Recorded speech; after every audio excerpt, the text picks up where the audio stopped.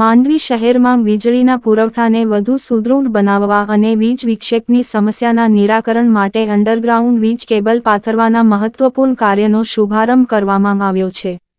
પીજીવીસીએલની division કચેરી ખાતે આયોજિત કાર્યક્રમમાં ધારાસભ્ય અનિરુદ્ધભાઈ દવેના હસ્તે આ કાર્યનું ખાતમુહૂર્ત કરવામાં આવ્યું હતું.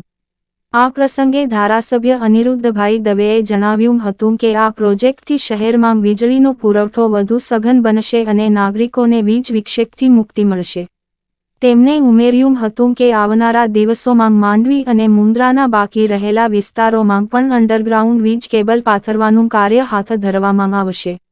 આ કાર્યક્રમમાં અધિક્ષક ઇજનેર તપન વોરા, કાર્યપાલક ઇજનેર શ્રી RS વાળા, નાયબ કાર્યપાલક ઇજનેર સનતભાઈ જોશી, વિપુલભાઈ પટેલ, SS પટેલ સહિત પીજીવીસીએલના અધિકારીઓ અને કર્મચારીઓ ઉપસ્થિત રહ્યા હતા.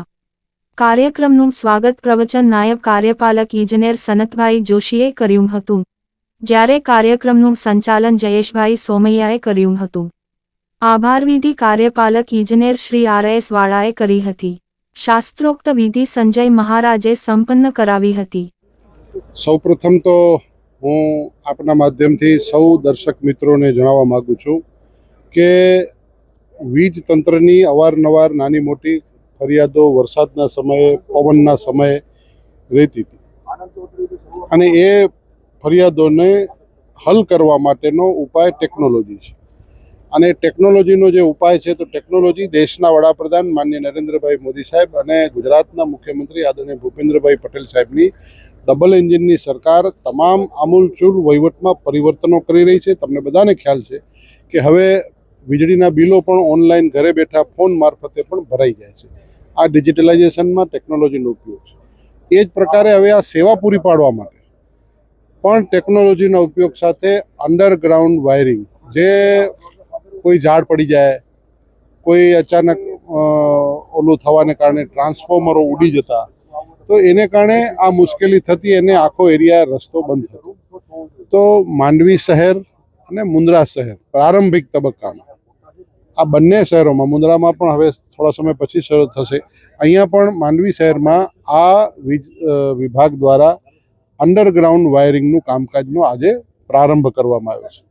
પ્રારંભિક તબક્કામાં માંડવી શહેર છે ટોટલ 5 ફીડરમાં છે, એમાં 2 ફીડરમાં કામ થશે અને ત્યાર પછી બીજા તબક્કામાં 3 ફીડર, એમ તમામ 5 ફીડરમાં આખું માંડવી શહેર કે જે મુખ્ય જગ્યાએથી કરી અને ટ્રાન્સફોર્મર સુધીનું એ અંડરગ્રાઉન્ડ થશે. ટ્રાન્સફોર્મર પછી જે ઉપભોક્તા છે એ ઉપભોક્તાના સુધી જતું હોય છે એ વાયરિંગ રહેશે, પણ એનો પણ ક્રમશઃ આવનારા દિવસોમાં ભવિષ્યમાં થશે. પરંતુ અત્યારે ગુજરાતના માનનીય મુખ્યમંત્રી ભૂપેન્દ્રભાઈ પટેલ સાહેબના નેતૃત્વવાળી ભારતીય જનતા પાર્ટીની સરકારમાં વીજ વિભાગ દ્વારા માંડવી વિધાનસભા મત વિસ્તારની અંદર ટોટલ 78 કરોડ રૂપિયાની જોગવાઈ થઈ છે. અનેક સબસ્ટેશનો બની રહ્યા છે, અનેક નવા વિભાગો શરૂ થઈ રહ્યા છે, ડિવિઝનો પણ અલગ કરી રહ્યા છે કે જે આજથી સુધી ક્યારે થયેલા નહોતા.